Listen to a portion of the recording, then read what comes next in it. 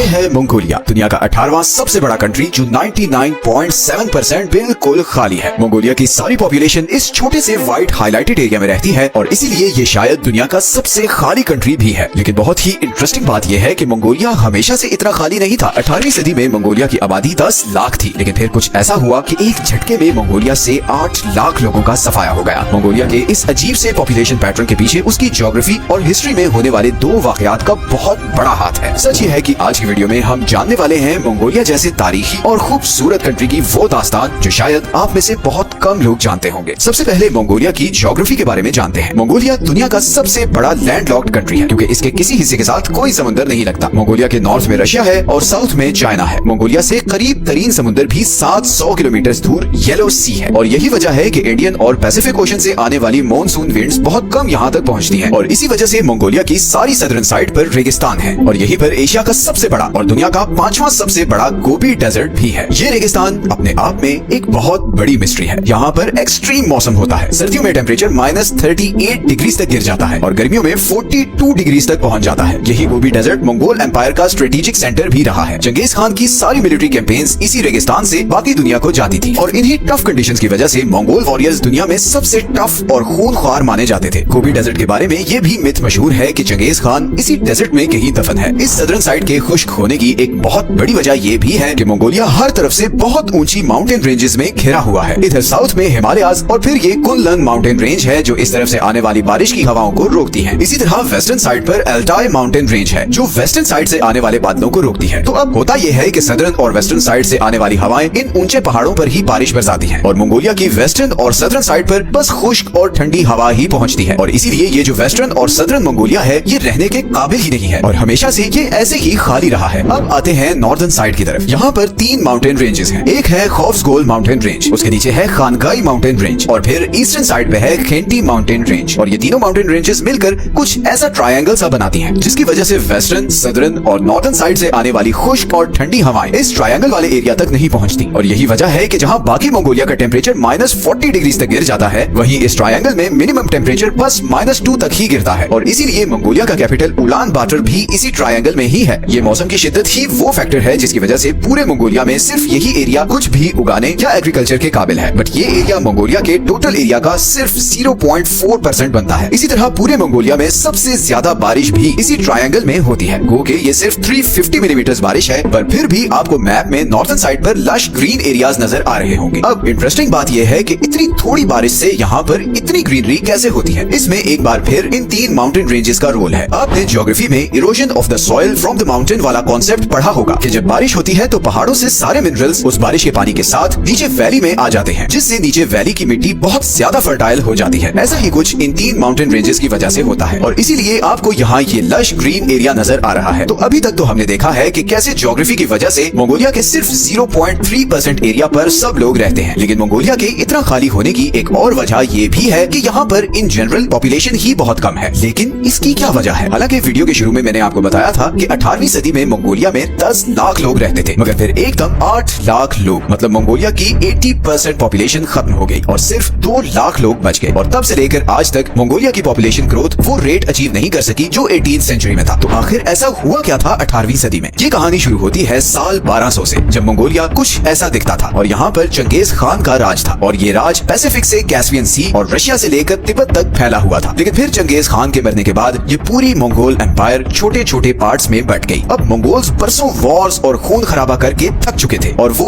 अमन की तलाश में थे और ये वही टाइम था जब बुद्धिज्म इधर इंडिया से फैलता हुआ इधर सेंट्रल एशिया तक पहुंच चुका था। बहुत सी मंगोल एम्पायर्स बुद्धिज्म से इम्प्रेस होकर उसे इम्ब्रेस करती गई। आज का मंगोलिया जो उस वक्त जंघार डिनेस्टी के कंट्रोल में था वहाँ भी बुद्धिज्म तेजी से फैलने लगा और ऐसे ही कई 100 साल गुजर गए। फिर 1636 में इधर north eastern Chinese province Manchuria में चिंग डिनेस्टी की शुरुआत हुई। चिंग मंगोलों के खून के प्यासे थे क्योंकि बरसों मंगोलों ने उन पर राज किया था और उनकी जमीन भी हथियाई थी। अगले सिर्फ 50 सालों में ये चिंग डिनेस्टी नॉर्दर्न चाइना और सदर्न मंगोलिया को कॉन्कर करते हुए इधर जंघार डिनेस्टी के बॉर्डर तक पहुंच गई। जंघार डिनेस्टी इस वॉर के लिए रेडी नहीं थी क्योंकि इतने साल बुद्धिस्ट आइडियोलॉजी में गुजारने के बाद वो किसी भी वॉर के लिए रेडी नहीं थे और इसीलिए 1755 से 1757 के बीच चिंग डिनेस्टी ने जंघार डिनेस्टी को लगातार वॉर्स में शिकस्त दी और 8 लाख लोगों को मार डाला। इस वाक्य को आज भी जंघार जेनोसाइड के नाम से जाना जाता है। इसके बाद मंगोलिया पहले चिंग डिनेस्टी और फिर सोवियत यूनियन के कंट्रोल में रहा मगर उसकी पॉपुलेशन ग्रोथ दोबारा कभी रिकवर नहीं कर सकी। की। और जाहिर है इसकी एक वजह तो 8 लाख लोगों का मारा जाना था और दूसरी वजह थी बुद्धिज्म। मंगोलों में बुद्धिज्म अडॉप्ट करने का सबसे बड़ा नुकसान ये हुआ कि हर 3 में से एक मर्द मंक बन जाता था और वो सारी जिंदगी शादी नहीं करता था। गो के सोवियत यूनियन ने बहुत सी पॉलिसी से इस बर्थ रेट को बढ़ाने की बहुत कोशिश की और वो बहुत हद तक कामयाब भी हो गया। शादीशुदा कपल्स को कैश फंड और कुछ केसेस में तो घर भी दिए जाते थे और इसी वजह से वर्ल्ड वॉर 2 के बाद से मंगोलिया में बर्थ रेट लगातार बढ़ता गया है। लेकिन फिर भी मंगोलिया को जो घाव 18th सेंचुरी में लगा था वो आज भी नहीं भरा है। बुद्धिज्म आज भी मंगोलिया का डोमिनेंट रिलीजन है और आज भी मंगोलिया में बहुत से मर्द सारी जिंदगी शादी नहीं करते और ये फैक्ट मंगोलिया के इस पॉपुलेशन पैटर्न को बिल्कुल भी इम्प्रूव नहीं कर रहा। तो आज की वीडियो में हमने देखा कि कैसे मंगोलिया की हार्श ज्योग्राफी और उसकी हिस्ट्री ने इस सारे पॉपुलेशन पैटर्न को शेप किया है। अगर आप अच्छी लगी है तो इसे लाइक और चैनल को सब्सक्राइब जरूर कर लें। मिलते हैं नेक्स्ट वीडियो में एक और इंटरेस्टिंग टॉपिक के साथ। अपना ख्याल रखें। अल्लाह हाफिज।